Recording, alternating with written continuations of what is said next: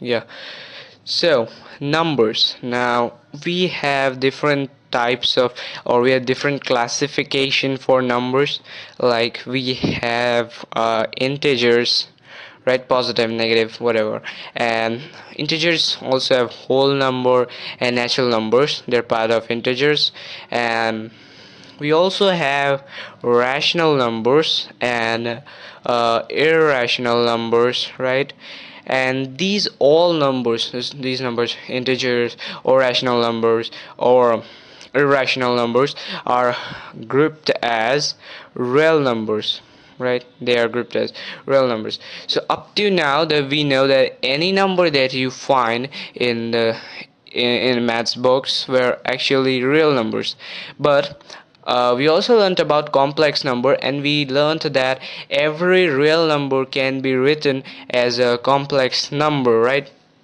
So complex number is a more general form of real number. Actually, the set of all the numbers which are real numbers, set of all real numbers is denoted by the symbol double struck R, and set of all complex numbers are denoted by this thing double struck C, right? So set of real numbers is a subset of this set of all the complex numbers, right? And so now we know that that like that if we have two numbers, say a comma n, both are real numbers, real numbers. If this is true, then we can say that if both are real numbers, then we can say that uh, a to the power n also belongs to a real number, right?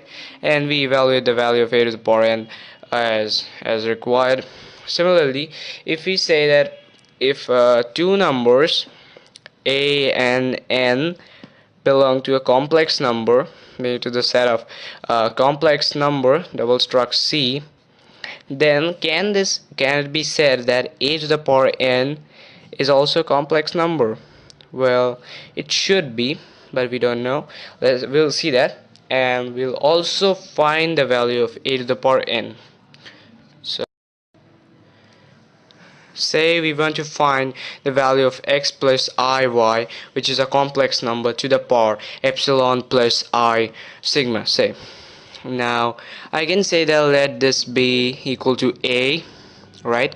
And then we can find the natural logarithm on both sides. So if we then it'll be natural logarithm of a would be equal to epsilon plus I sigma times the natural logarithm of x plus iy, right? And now remember we learned a formula for natural logarithm of x plus iy, right? So just let's write this down, x plus I sigma, and then the natural logarithm of this thing would be I times the amplitude of this complex number, so that is just write it theta, plus the natural logarithm of r is the modulus of this complex number, right? And so that's it, equals to, then we'll just have to multiply. It'll be I times theta times epsilon plus I squared sigma theta plus epsilon times the natural logarithm of r plus uh, I sigma times the natural logarithm of r. Now that would be just so I've multiplied the terms here, right?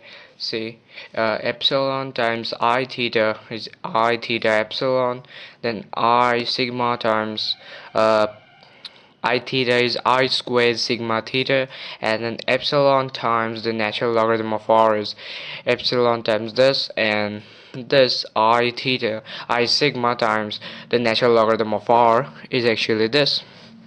So now I'm going to do the arrangement part, right? So I'm going to group up the real part and then the imaginary part.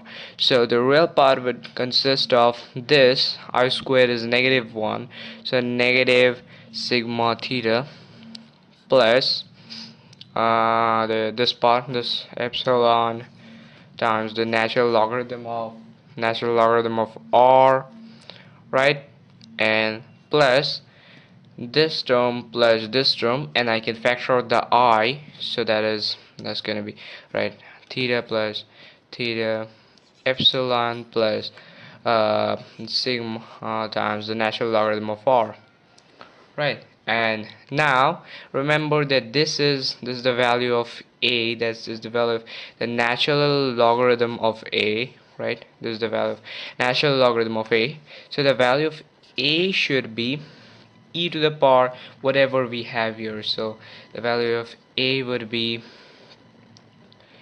a wait just the value of a would be e to the power this negative sigma theta times e to the power the natural logarithm of epsilon times the natural logarithm of r could be written as the natural logarithm of r whole to the power epsilon times again.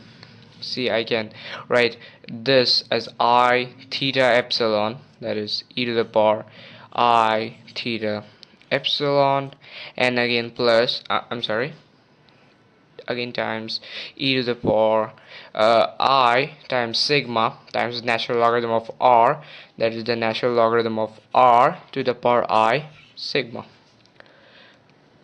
Now we know that e to the power natural logarithm of something is that the base, I'm sorry, yeah, the base, yeah, the base, yeah. So e to the power negative, that means the base cancels up here, base is e, so it cancels off with this, and so we get this remains as it is, and this becomes r times epsilon, r to the power epsilon e to the power negative theta times r to the power epsilon times again e to the power I theta epsilon times again r to the power I sigma. Now just group the r's and e's, so you get the answer, and that's it, right.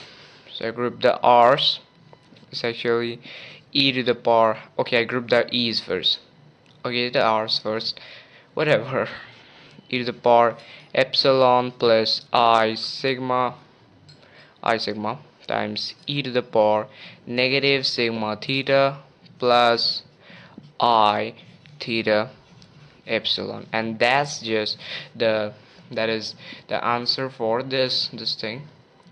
This is what will be x plus iy whole to the power epsilon plus I sigma. Now remember, in the previous videos I derived I to the power I. Well, I can derive I to the power I using this formula.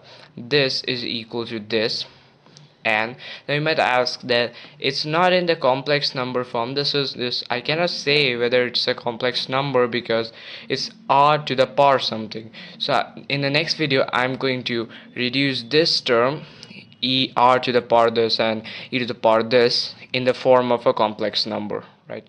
So meet you at the next video.